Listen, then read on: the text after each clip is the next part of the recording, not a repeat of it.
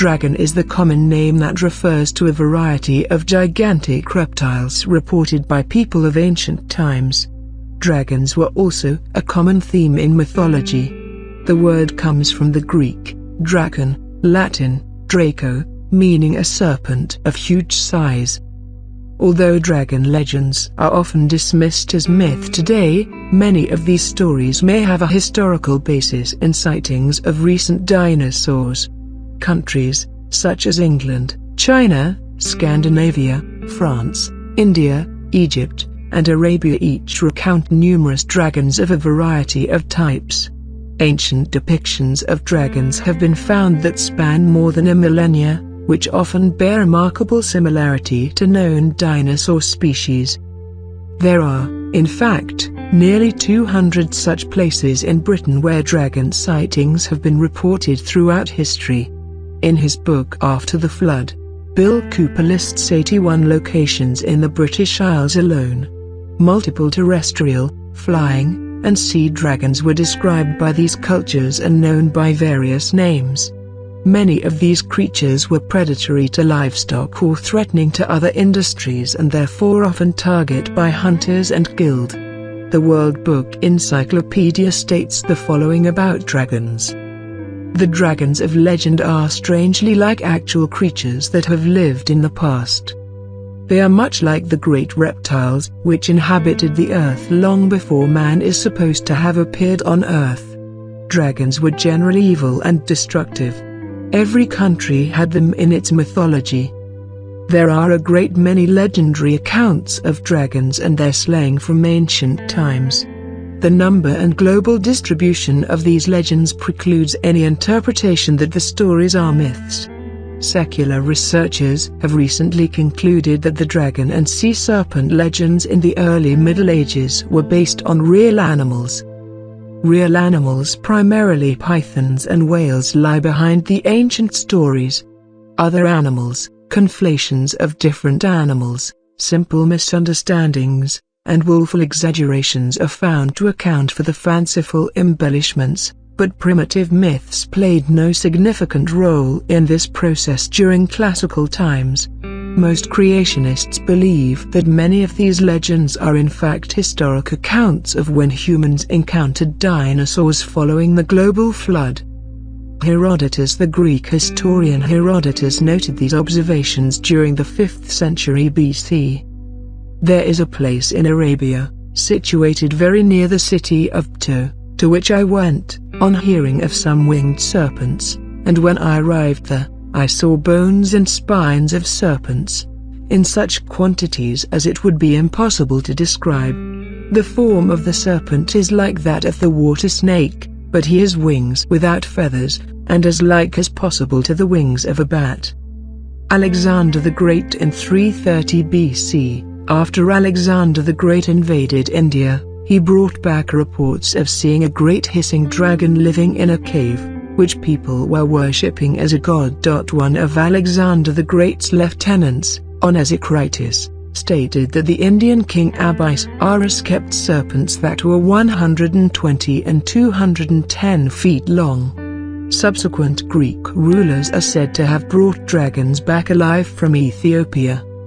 Morvidus was king of the Britons from 341 to 336 BC, as recounted by Geoffrey of Monmouth.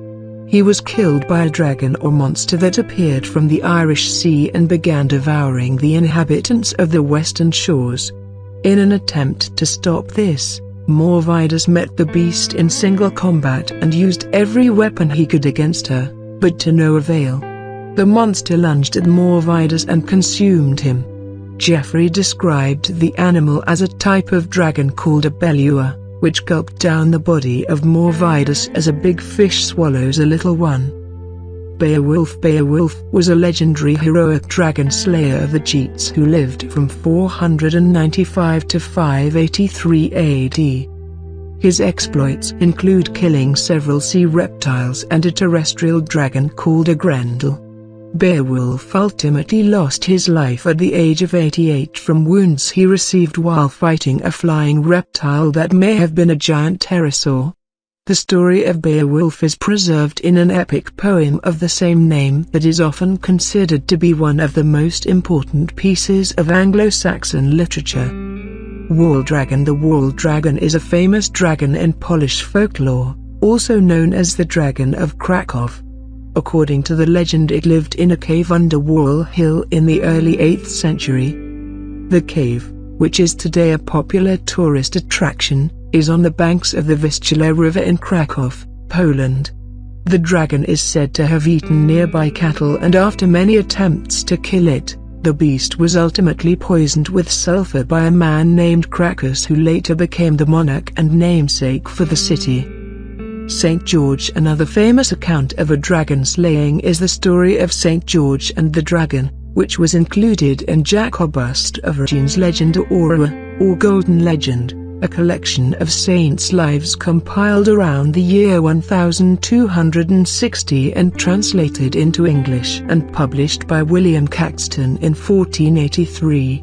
Cathedrals have been built in recognition of and named after St. George in Ontario, Canada, 1828, Perth, Australia, 1888, and London, England, 1848.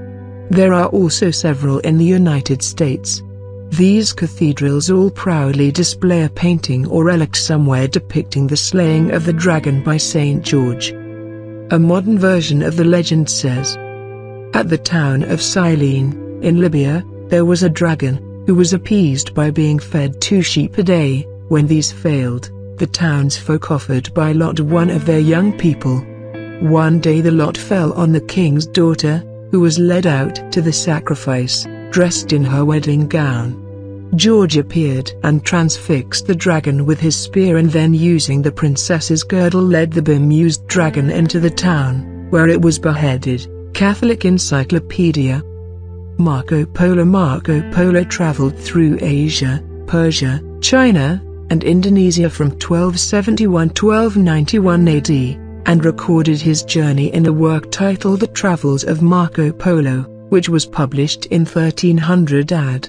Much of his book detailed the interesting customs of the different ethnic groups he encountered, as well as the varieties of animals and plants associated with them.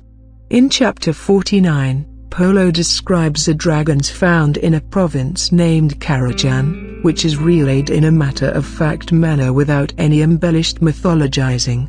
He also goes on to explain the behavior of the creature and how the people of the area killed them. Marco Polo wrote, "Here are found snakes and huge serpents, 10 paces in length and 10 spans in girth, meaning 50 feet long and 100-inch circumference. At the forepart, near the head, they have 2 short legs, each with 3 claws, as well as eyes larger than a loaf and very glaring. The jaws are wide enough to swallow a man. The teeth are large and sharp, and their whole appearance is so formidable that neither man, nor any kind of animal can approach them without terror. Others are of smaller size, being 8, 6, or 5 paces long." 15. St. Leonard's Forest. In 1614, a booklet was published describing encounters with a large reptile in St. Leonard's Forest in Sussex, near the village known as Dragon's Green. See excerpt below. This booklet contains speculation about their reproduction and supernatural abilities, along with lucid descriptions of a dragon slain in the neighboring Sussex County and numerous references to even more ancient historical sources.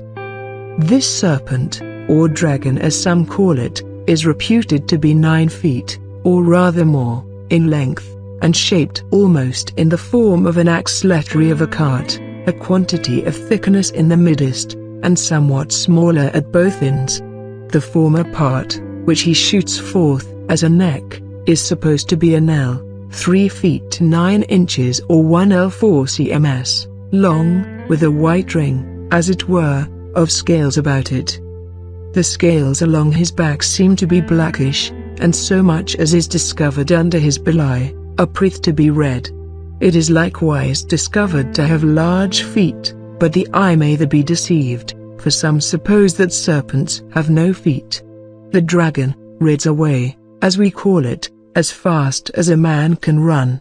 His food, rabbits, is thought to be, for the most part, in a coney warren, which he much frequents. There are likewise upon either side of him discovered two great bunches so big as a large football, and, as some think, will in time grow to wings, but God, I hope, will, to defend the poor people in the neighborhood, that he shall be destroyed before he grows to fledge. Scientific description 1658. There be some dragons which have wings and no feet, some again have both feet and wings, and some neither feet nor wings, but are only distinguished from the common sort of serpents by the comb growing upon their heads, and the beard under their cheeks. Gilius, Bereus, and Gervinus do affirm that a dragon is of a black color, the belly somewhat green, and very beautiful to behold, having a treble row of teeth in their mouths upon every jaw, and with most bright and clear-seeing eyes, which caused the poets to say in their writings that these dragons are the watchful keepers of treasures. They have also two dewlaps growing under their chin, and hanging down like a beard, which are of a red color. Their bodies are set all over with very sharp scales, and over their eyes stand certain flexible eyelids.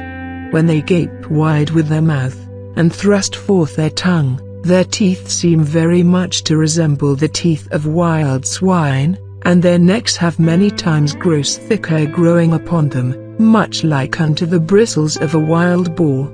Their mouth, especially of the most tameable dragons, is but little, not much bigger than a pipe, through which they draw in their breath, for they wound not with their mouth, but with their tails, only beating with them when they are angry. But the Indian, Ethiopian, and Phrygian dragons have very wide mouths, through which they often swallow in whole fowls and beasts. Their tongue is cloven as it were double, and the investigators of nature do say that they have 15 teeth of a side.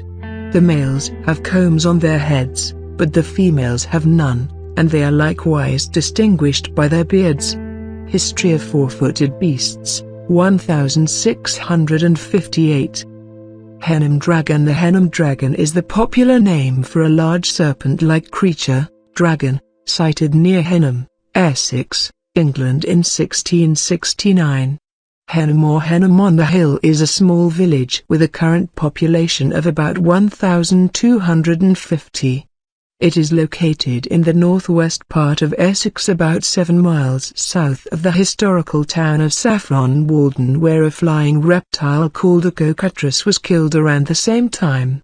The pamphlet at right was circulated in 1669, in Essex, England, regarding the recent sightings of a large reptile.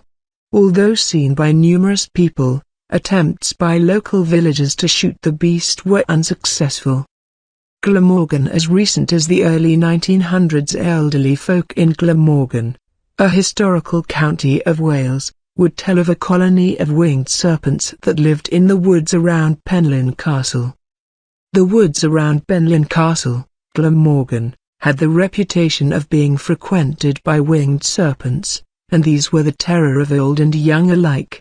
An aged inhabitant of Penllyn, who died a few years ago, said that in his boyhood the winged serpents were described as very beautiful. They were coiled when in repose, and looked as if they were covered with jewels of all sorts. Some of them had crests sparkling with all the colors of the rainbow. When disturbed they glided swiftly, sparkling all over, to their hiding places. When angry, they flew over people's heads, with outspread wings, bright, and sometimes with eyes too, like the feathers in a peacock's tail. He said it was no old story invented to frighten children, but a real fact. His father and uncle had killed some of them, for they were as bad as foxes for poultry. The old man attributed the extinction of the winged serpents to the fact that they were terrors in the farmyards and covers. Biblical accounts. Can you draw out Leviathan with a fishhook? Around his teeth there is terror. His strong scales are his pride, shut up as with a tight seal. One is so near to another, that no air can come between them. They are joined one to another, They clasp each other and cannot be separated. His sneezes flash forth light, and his eyes are like the eyelids of the morning. Out of his mouth go burning torches. The sword that reaches him cannot avail, nor the spear, the dart, or the javelin.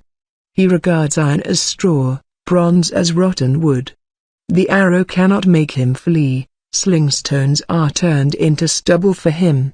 Jobs 41-134. In that day the Lord with his sore and great and strong sword shall punish Leviathan the piercing serpent, even Leviathan that crooked serpent, and he shall slay the dragon that is in the sea. Isaiah 27-1. Thou didst divide the sea by thy strength, thou breakest the heads of the dragons in the waters. Thou breakest the heads of Leviathan in pieces, and gavest him to be meat to the people inhabiting the wilderness. Psalm 74 hours 13 minutes -14. And there was war in heaven. Michael and his angels fought against the dragon, and the dragon and his angels fought back. But he was not strong enough, and they lost their place in heaven. The great dragon was hurled down, that ancient serpent called the devil, or Satan, who leads the whole world astray. He was hurled to the earth, and his angels with him. Revelation 12-7-9. Rejoice not thou, whole Palestina, because the rod of him that smote thee is broken, for out of the serpent's root shall come forth a cockatrice, and his fruit shall be a fiery flying serpent. Isaiah 14:29. The burden of the beasts of the south, into the land of trouble and anguish, from whence come the young and old lion, the viper and fiery flying serpent. They will carry their riches upon the shoulders of young asses, and their treasures upon the bunches of camels, to a people that shall not profit them. Isaiah 30-6. And in that same place there was a great dragon, which they of Babylon worshipped. And the king said unto Daniel, Wilt thou also say that this is of brass? Lo, he liveth, he eateth and drinketh, thou canst not say that he is no living God. Therefore worship him. Then said Daniel unto the king, I will worship the Lord my God, for he is the living God. But give me leave, O king, and I shall slay this dragon without sword or staff. The king said, I give thee leave. Then Daniel took pitch, and fat, and hair, and did seethe them together, and made lumps thereof. This he put in the dragon's mouth, and so the dragon burst in sunder. And Daniel said, Lo, these are the gods ye worship. Daniel 14:23-27.